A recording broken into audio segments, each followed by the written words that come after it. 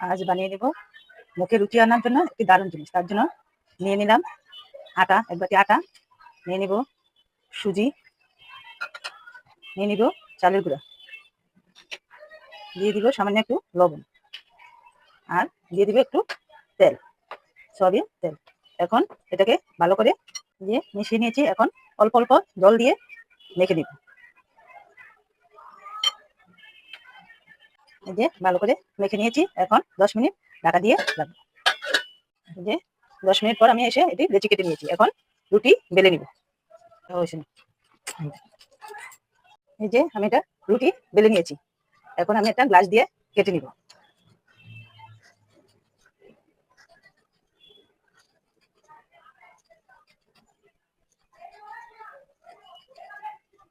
আমি এটা এই যে তুলে নিব।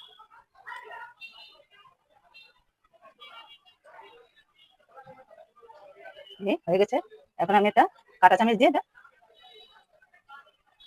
এভাবে কেটে নিয়েছি। এখন আমি এভাবে সবগুলা রুটি বেলে পুরি বানিয়ে নেব। এই যে আমার সবগুলি পুরি বেলা হয়ে গেছে। এখন আমি ভেজে নিব। তার জন্য আমি কড়াইতে তেল দিয়ে দিলাম। তেল গরম হয়ে আসছে। এখন আমি দিয়ে আস্তে আস্তে ভেজে নিব।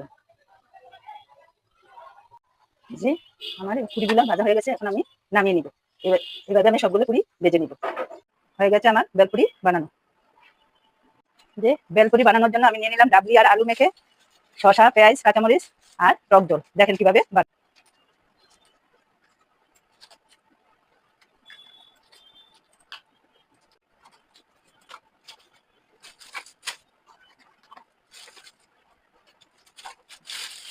এখন একটা খেয়ে দেখবো।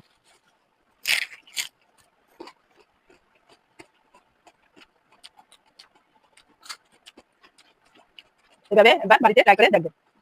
অনেক মজা হবে, মুখে রুটি আসবে। Thank you. ভালো লাগলে লাইক, শেয়ার এবং কমেন্ট করবেন।